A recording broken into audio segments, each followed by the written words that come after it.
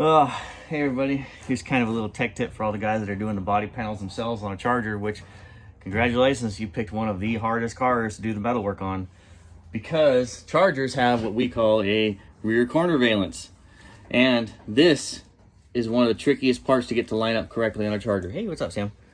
And also, screw the whole car together first. Don't weld anything. Screw it together so you can test fit everything. You see all my tech screws here? And because what could be a 1/16 of an inch error at the front of the quarter panel could turn into a 1/2 inch in the back. Yes, hi Sam. Every time I turn the camera on, Sammy comes around. Anyways, so make sure you screw everything together. And also, to get door gaps like this, you need tools. One of the most important tools is a big old block of wood, so you can beat the crap out of it and make it fit. I'll show you. See how good the door gap is on that? Oh yeah, look at that. Just admire it. Well, when you put a quarter panel on, you don't get that. You have to make it work. But these repop quarter panels actually do fit pretty good. The only thing you gotta do, really, that I found on quarter panels on a Charger, is this area here is usually popped out. It's probably from shipping in containers or whatnot, but this area is always popped out. Here's usually good, so I'll put a screw. Make sure your door is fitted to the car square. If the door is not square to the fenders and the door jamb and the rocker, your whole quarter panel's gonna be gone, the whole ass of the car's gonna be off. So if this is good and that's good, I'll screw here, screw there, screw down at the bottom. If that's good, I'll take my block of wood, set it right here, and just get a big old whack to suck that sucker in. And once my gap is good on the door, then we screw the middle. So you can tell how nice everything fits on this rear valance, and this is how you know how a car is built good, is by the rear valance. This is all nice and tight and fits correct, because you will not get this if you just start welding the car from the front of the quarter panel to the back. It all has to be test fitted. Another thing too is the quarter panel extensions. I know I need 1 3/4 from the top of the quarter to this body line right here. And I need 1 3/4 from here to here. But you also want to test fit your quarter panel extension before you even get to that point, because the quarter panel might not be shaped correctly from being in the stamping or transport or whatever. So make sure that your arch here, and there's a little groove here to allow you to shrink or stretch that out to where it needs to be. Because if this is off, it's going to start throwing a lot of other things off. So make sure that this fits your quarter panel extensions correctly first. Once you got your quarter panel extensions fit correctly, you want to make sure your gap for your trunk lid is good, which I didn't actually use the trunk lid. I used measurements because I have other cars, but some people that don't have other cars take measurements off of. Use your trunk lid. So luckily this is an original trunk lid. So you always want to have, I think it's 58 inches from here to here, or 54 1/8, I think. Anyway, so make sure your trunk lid fits correctly, because if you have the quarter panel 2 inches, that's why I was saying your quarter extension need to fit correctly, because if this gap was too wide or too short, it's going to mess with this gap here, it's going to mess with that gap, and it'll mess with the other quarter panel extension. So you want to make sure quarter panel extensions are good, that way your trunk lid is going to fit correctly, and also make sure your tail panel is square. See, you also want to make sure your rear window fillet panel is on correctly. You want an even gap all the way across. So test fit, test fit, test fit. Here's a little trick for doing the quarter pan or the rear valance corners. Starts with the trunk pan. Your trunk pan extension here, I've already welded it, the flange inside, or plug welded it, which is okay. I'll weld that up so that way everything lines up correctly, but I won't weld anything else. I won't weld it to the wheelhouse. I won't weld it to the cross rail. The reason is, you need that trunk extension to flex with the quarter panel, so that way you can get your rear valance corner to line up correctly to the rear valance. If you weld this trunk extension to the cross rail, that won't give you any of the movement that you need to actually allow this guy to move. Sammy, you're hogging the camera again. You won't get this. Forgot where I was at. Anyway, this needs to be able to move. Don't weld the trunk extension to the cross rail.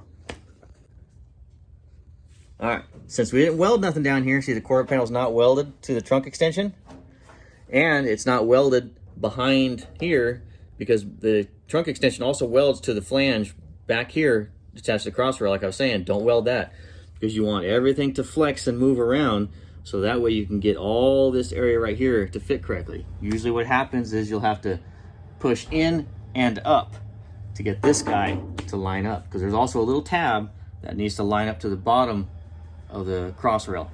So leave everything loose. Even the roof skin and the top of the quarter panels, leave them loose.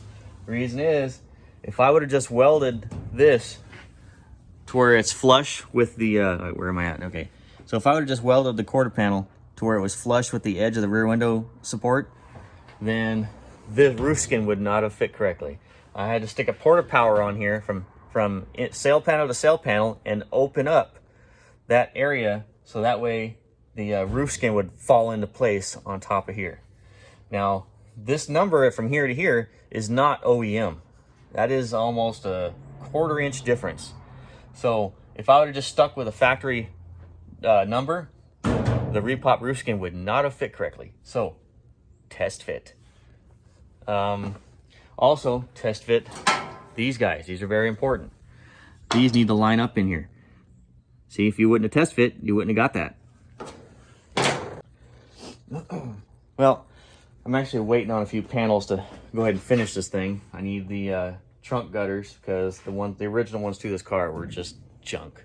Well, this car was pretty bad. It didn't look bad from the outside, but as soon as you took the skin off the outside, it was all junk underneath.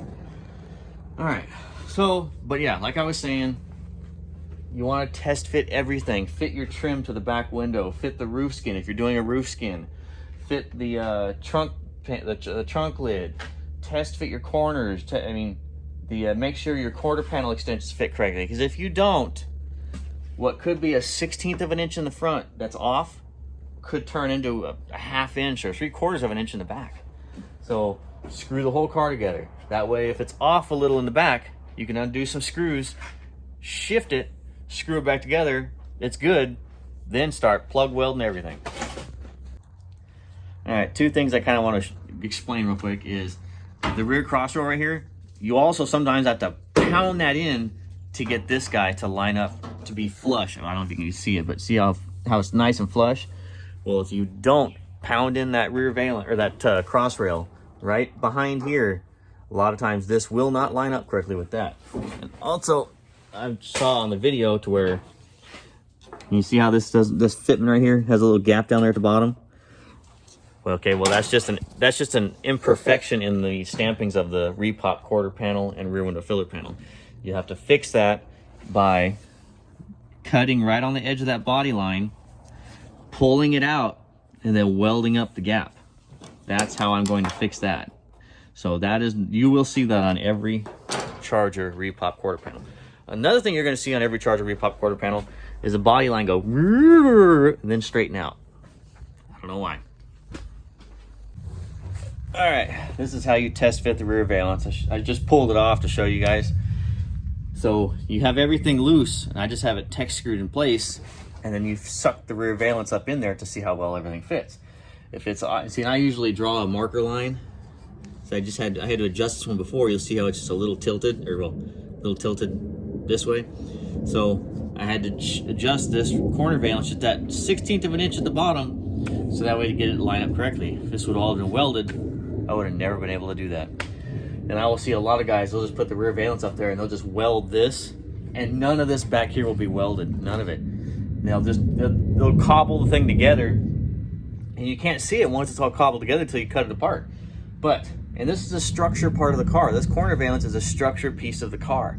So it needs to be welded to the rear crossrail. But this is how you test fit everything. Tech screw it, you can adjust, shimmy, clamp it. So do that.